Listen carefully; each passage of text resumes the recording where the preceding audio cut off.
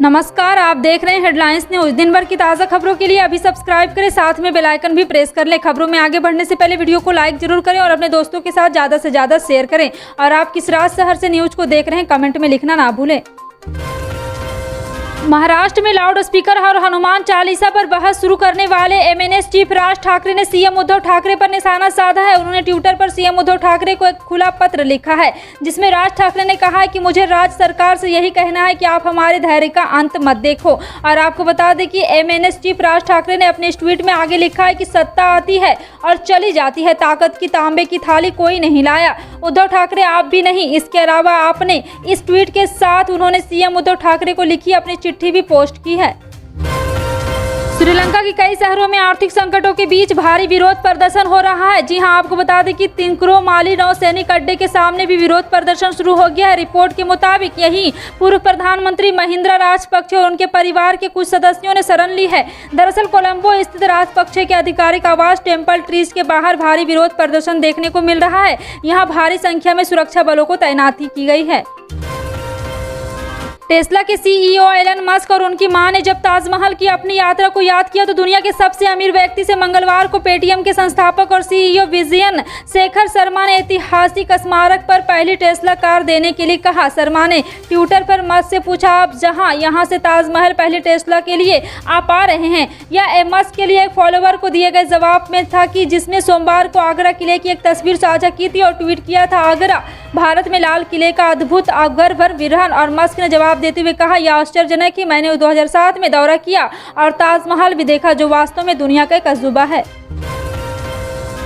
State bank of India में अगर आपने भी फिक्स डिपॉजिट करा रखा है तो यह आपके लिए जरूरी खबर है। देश के सबसे बड़े सरकारी बैंक ने ब्याज दरों में बदलाव कर दिया है। बैंक की ऑफिशियल वेबसाइट के मुताबिक फिक्स डिपॉजिट की नई दरें आज यानी कि 10 मई से लागू कर दी गई है। जी हां, आपको बता दें कि एक बार फिर से बैंक की ओर से ग्राहकों को 7 दिन से लेकर 10 साल तक की एफडी की सुविधा दी जाती है। ग्राहक अपनी जरूरत के हिसाब से कितने भी पैसे के लिए एफडी करा सकते हैं। इस समय वाली एफडी पर ग्राहक 3% से लेकर 4.5% तक ब्याज का फायदा दे रहे हैं। उत्तर प्रदेश के पूर्व मंत्री और समाजवादी पार्टी के वरिष्ठ नेता आजम खान को इलाहाबाद हाईकोर्ट ने जमानत दे दी है। वक्फ बोर्ड की संपत्ति गलत तरीके से अपनी यूनिवर्सिटी को ट्रांसफर कराने के मामले में कोर्ट ने खान को जमानत दी है। यह फैसला जस्टिस राहुल चतुर्वेदी की सिंगल बेंच ने सुनाया है। हालांकि जमानत मिलने के बावजूद आजम खान जेल से रिहा नहीं हो सकेंगे। 3 दिन पहले एक नया मुकदमा दर्ज होने की वजह से आजम खान जेल से बाहर नहीं आ सकेंगे। फर्जी डॉक्यूमेंट के सहारे 3 स्कूलों की मान्यता रद्द कराने के मामले में आजम खान के खिलाफ 3 दिन पहले रामपुर में केस दर्ज किया गया था। इस मुकदमे के वारंट को सीतापुर जेल में शामिल भी कराया जा चुका है। उदयपुर में 13 से 15 मई के बीच होने जा रहे चिंतन शिविर से कांग्रेस का कितना कायाकल्प हो जाएगा, यह तो भविष्य ही बताएगा, लेकिन पार्टी कुछ बड़े बदलाव होने तय हैं। सूत्रों से मिली जानकारी के मुताबिक कांग्रेस एक परिवार एक टिकट के फॉर्मूले को लागू कर सकती है। इसके अलावा एक व्यक्ति एक पद का नियम भी बनाया जा सकता है। कांग्रेस कमेटियों में दलित, आदिवासी, अल्पसंख्यक और महिलाओं को 50% हिस्सेदारी देने और कांग्रेस कमेटियों का कार्यकाल 3 सालों के लिए तय किया जा सकता है। दिल्ली नगर निगम का अतिक्रमण के खिलाफ अभियान चल रहा है। नगर निगम के अधिकारी सरकारी जमीन से अवैध कब्जे बुलडोजर से हटा रहे हैं। वहीं दिल्ली नगर निगम की इस कार्रवाई पर केंद्रीय मंत्री मुख्तार अब्बास नकवी ने तंज कसा है। मुख्तार अब्बास नकवी ने कहा है कि कहावत है कि बुलडोजर बदनाम हुआ, एनक्रोचमेंट तेरे लिए, अतिक्रमण हो रहा और बदनाम बुलडोजर हो रहा। इस तरह की गैर कानूनी चीजों पर किसी भी तरह का सांप्रदायिक रंग चढ़ाने की जरूरत नहीं है।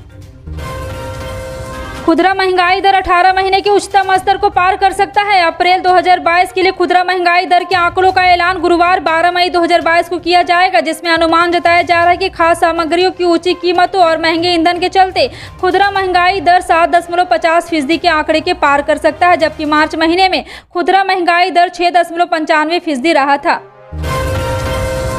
बीपीएससी पेपर लीक मामले में आर्थिक अपराध इकाई की कार्रवाई शुरू हो गई है। पेपर लीक मामले में आर्थिक अपराध इकाई ने भोजपुर के बड़हरा बीडीओ समेत 4 आरोपियों को गिरफ्तार कर लिया है। बड़हरा बीडीओ जयवर्धन गुप्ता कुंवर सी कॉलेज में एग्जाम सेंटर मजिस्ट्रेट थे, यहीं से गड़बड़ी हुई थी। मिली जानकारी के मुताबिक आर्थिक अपराध इकाई की टीम ने जयवर्धन गुप्ता को उनके घर से हिरासत में लिया था। इसके बाद टीम पूछताछ के लिए उन्हें पटना ले आई है, जहाँ पूछताछ के बाद उन्हें गिरफ्तार कर लिया गया। भारतीय जनता पार्टी के राष्ट्रीय अध्यक्ष जेपी नड्डा मंगलवार को राजस्थान के 2 दिवसीय दौरे पर हैं। पहले दिन उन्होंने श्री गंगानगर में कई कार्यक्रम में शिरकत की है। कुछ देर में वो बाबा रामदेव मंदिर के लिए भी निकले हैं और उनके साथ प्रदेश भर के पार्टी नेता भी हैं। मुख्यमंत्री वसुंधरा राजे, प्रदेश अध्यक्ष सतीश पूनिया और केंद्रीय मंत्री गजेंद्र सिंह शेखावत भी उनके साथ मंच साझा कर रहे हैं। लेकिन बीजेपी के शीर्ष नेताओं के एक साथ मंच साझा करने से कहीं अधिक यह चर्चा का विषय बना हुआ है कि आखिर नड्डा के इस मेगा रोड शो के लिए श्रीगंगानगर हनुमानगढ़ को क्यों चुना गया। रूस और यूक्रेन के हमले के बीच फिनलैंड और स्वीडन की सरकारों ने भी रूस के खिलाफ हिम्मत दिखानी शुरू कर दी। इस हफ्ते दोनों देश फैसला ले सकते हैं कि उन्हें पश्चिमी देशों के सैन्य संगठन नाटो में शामिल होना है या नहीं। यूक्रेन पर रूस के हमले से इन दोनों देशों का यह पुराना विश्वास टूट गया है कि ताकतवर पड़ोसी से टकराव टालने का सबसे अच्छा तरीका किसी भी सैन्य संगठन से बाहर रहना। यदि फिनलैंड के राष्ट्रपति और दोनों देशों से सत्ताधारी सोशल डेमोक्रेटिक पार्टी अगले कुछ दिनों के अंदर शामिल होने का समर्थन करती है तो उत्तर अटलांटिक संधि संगठन में जल्द ही रूस की दहलीज पर स्थिति 2 देश शामिल हो सकते हैं। सुभाषपा के राष्ट्रीय अध्यक्ष और पूर्व मंत्री ओम प्रकाश राजभर पर मंगलवार को गाजीपुर में कुछ युवकों ने हमले की कोशिश की। गौसलपुर गांव में एक कार्यकर्ता के घर शोक संवेदना जताने पहुंचे ओपी राजभर को देखकर 15 से 20 युवक लाठी डंडा लेकर पहुंच गए और मारपीट का प्रयास किया। सुभाषपा कार्यकर्ता ओपी राजभर की ढाल बनकर निकले और वहां पर अपने घेरे में लेकर गाँव से बाहर सुरक्षित निकालकर हाईवे तक पहुँचाया। राजभर ने SP DDP UP police control room समेत सभी को घटना की सूचना दी। इसके साथ सोशल मीडिया पर वीडियो जारी करके भाजपा सरकार पर कई आरोप लगाए। देश के किसानों को आर्थिक सहायता देने वाली प्रधानमंत्री किसान सम्मान निधि योजना मोदी सरकार की महत्वाकांक्षी योजना है। इस योजना के तहत भारत के किसानों के प्रतिवर्ष 3 किस्त में 6,000 रुपए की राशि दी जाती है। हालांकि इस योजना का लाभ लेने के लिए कुछ नियम और शर्तें भी बनाई गई है और आपको बता दें कि हर साल सरकार किसानों के खाते में 6,000 रुपए की आर्थिक मदद पहुँचाती है। बता दें सरकार ने ये बताया है कि अब केवल उन्हीं किसानों को पीएम किसान स्कीम का लाभ मिलेगा जिन्होंने KYC की प्रक्रिया पूरी कर ली है।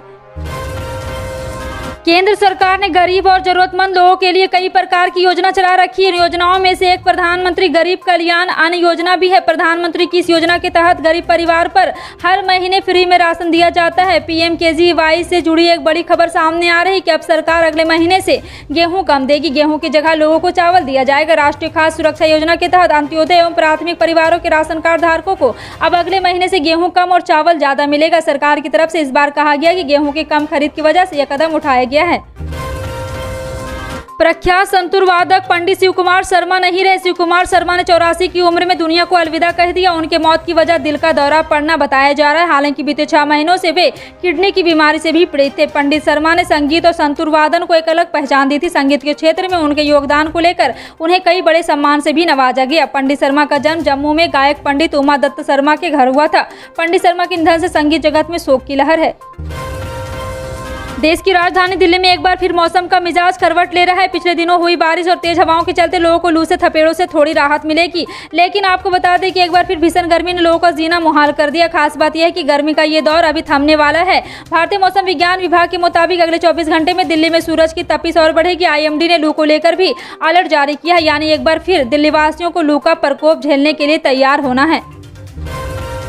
TVS ने अपाचे बाइक के 10 मॉडल्स की कीमतें बढ़ा दी है। अब इस बाइक को खरीदने के लिए ग्राहकों को 2100 रुपये तक ज़्यादा खर्च करने होंगे। नई कीमतें TVS Apache RTR 160, Apache RTR 160 14वीं और अपाचे RTR 180, अपाचे RTR 200 और अपाचे के 310 अन्य मॉडल पर लागू होगी। TVS मोटर कंपनी ने मई 2022 में अपनी अपाचे सीरीज मोटरसाइकिल के दाम में 2100 रुपये तक की बढ़ोतरी कर दी है।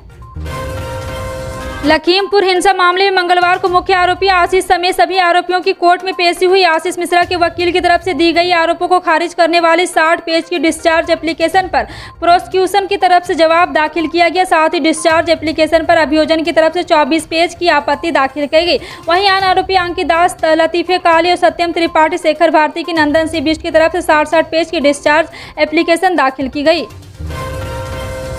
लखीमपुर हिंसा मामले में मुख्य आरोपी आशीष मिश्रा समेत सभी आरोपियों पर आरोप तय होने में कितना वक्त लगेगा, इस सवाल के जवाब में लखीमपुर के DGC क्रिमिनल अरविंद त्रिपाठी ने कहा, जब सभी आरोपियों की तरफ से डिस्चार्ज एप्लीकेशन पर आपत्ति दाखिल हो जाएगी उसके बाद बहस होगी और तब आरोप तय होंगे। पिछले दिनों मदर्स डे के मौके पर भारतीय रेलवे ने महिला यात्रियों के लिए एक अहम सुविधा देने की पहल की है। इसके तहत जिन महिलाओं के छोटे बच्चे हैं उनके लिए लखनऊ से दिल्ली के बीच चलने वाली लखनऊ मेल ट्रेन में 3rd AC का पूरा कोच डेडिकेट किया गया है। इस कोच में महिला यात्रियों के नवजात के लिए एक बेबी सीट को अटैच किया गया है। इसकी मदद से महिला अपने साथ अपने बच्चे को आसानी से ट्रेन की सीट पर सुला सकेगी। जानकारी के अनुसार अगर किसी महिला को यह बेबी सीट चाहिए तो रिजर्वेशन कराते समय उन्हें रिजर्वेशन फॉर्म पर इस सुविधा की आवश्यकता को मेंशन करना होगा। विश्वविख्यात 11वें ज्योतिर्लिंग बाबा केदार के दर्शन के लिए आने वाले यात्रियों की संख्या में लगातार वृद्धि हो रही। साल 2019 की तुलना में यहां आने वाले यात्रियों की संख्या में 3 गुना वृद्धि हुई है। लगातार बढ़ रही यात्रियों की संख्या ने प्रशासन के सामने भी कई चुनौतियां खड़ी कर दी है। ऐसे में प्रशासन ने अब केदारनाथ में रहने खाने के साथ ही अतिरिक्त शौचालय और पेयजल की व्यवस्था करना शुरू कर दिया है। फिलहाल आपका इन सभी खबरों पर क्या कहना है कमेंट सेक्शन में टाइप करके जरूर बताएं। पल पल की अपडेट जानने के लिए जुड़ रहे हैं आप अपने हेडलाइंस न्यूज के साथ। मिलते हैं अगली बड़ी खबर में, तब तक के लिए जय हिंद।